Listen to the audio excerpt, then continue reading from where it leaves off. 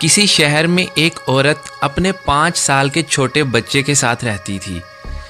کچھ ماہ قبل اس کے شوہر کا انتقال ہو گیا تھا، لہٰذا یہ عورت اپنے اکلوتے بیٹے کی تعلیم و تربیت کے لیے خود ہی لوگوں کے گھروں میں کام کرتی، ان کے برتن دھوتی، کپڑے دھوتی اور ان کے بڑے بڑے گھروں کو یہ اکیلی عورت تنہا صاف کرتی، صرف اس لیے کہ اس کے بیٹے کی کسی چیز میں کوئی کمی نہ رہ جائے۔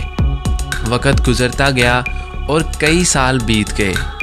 اب اس کا بیٹا جوان ہو گیا تھا اور کسی اچھی کمپنی میں نوکری کر رہا تھا۔ اس کی شادی ہو گئی تھی اور ایک پیارا سا بیٹا بھی تھا، اور یہ عورت اب بڑھاپے کی دہلیز پر دستک دے رہی تھی۔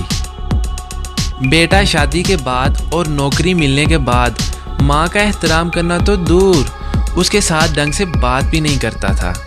اس بوڑھی عورت کی زندگی میں صرف اتنا فرق آیا تھا کہ پہلے یہ غیروں کے برتن اور کپڑے دھوتی تھی اور اب اپنی بہو اور بیٹے کے۔ پہلے یہ دوسروں کے گھروں کی صفائی کرتی تھی، اب یہ بہو کے ہوتے ہوئے بھی اپنے گھر کی صفائی کرنے پر مجبور تھی۔ خیر جو بھی تھی تو یہ ماں اپنے بیٹے کی خوشی کی خاطر ہر دکھ جھیلنے کو تیار تھی۔ بیٹے کے پاس دولت کی کمی نہیں تھی، اللہ کی دی ہوئی ہر چیز اب اس کے پاس تھی، لیکن ماں کو اس نے گھر کے ایک الگ کمرے میں چھوڑ رکھا تھا، جہاں موسم کی شدت کو روکنے کے لیے کوئی بندوبست نہیں تھا۔ کئی دنوں کے بعد جب کبھی وہ اس کمرے میں جاتا تو ماں کو صرف گزرے وقت کی محرومیاں یاد کروا کر تانے دیتا اور لڑتا جھگڑتا۔ ایک دن سردیوں کی سرد شام میں اس کی ماں ایک پھٹے پرانے کمبل میں سکڑ کر بیٹھی سوچ رہی تھی کہ آج اس کا بیٹا کام سے واپس آئے گا تو وہ اسے نئے کمبل کا کہے گی، کیونکہ اس کمبل میں اسے بہت سردی لگ رہی تھی اور اب اس کی کمزور ہڈیوں میں اس سردی کو برداشت کرنے کی ہمت نہیں تھی۔ اسے 100% یقین تھا کہ اس کا بیٹا بڑے پیار سے اس کی یہ ضرورت پوری کرے گا۔ رات کو بیٹا گھر آیا تو ماں نے بڑے پیار سے اسے نئے کمبل کا کہا تو بیٹا غصے سے بولا، ماں ابھی میں کام سے آیا ہوں اور آتے ہی تم اپنا مطالبہ لے کر آ گئی ہو۔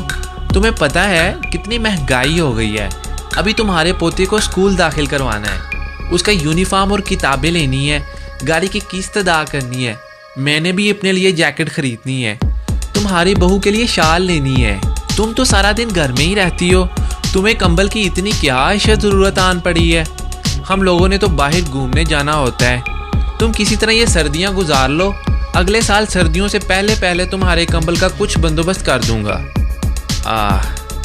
بوڑھی ماں خون کے آنسو پی کر چپ چاپ اپنے بوسیدہ حال کمرے میں واپس آ گئی اور پھٹے ہوئے کمبل کو اوڑھ کر ٹوٹی ہوئی چارپائی کے کونے میں سکڑ کر لیٹ گئی۔ صبح جب بیٹے کی آنکھ کھلی تو پتہ چلا پچھلی رات ماں اللہ کو پیاری ہو گئی۔ بیٹے نے اپنے تمام رشتہ داروں کو ماں کے جنازے پر بلایا۔ ماں کے کفن دفن اور مہمانوں کی خاطر مدارت پر لاکھوں روپے خرچ کیے۔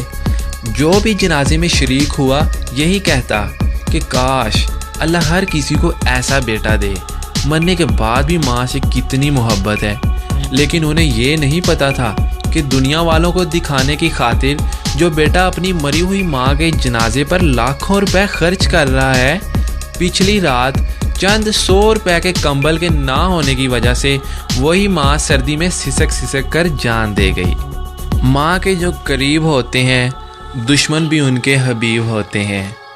ماں جن کے پاس ہوتی ہے وہ لوگ کہاں غریب ہوتے ہیں۔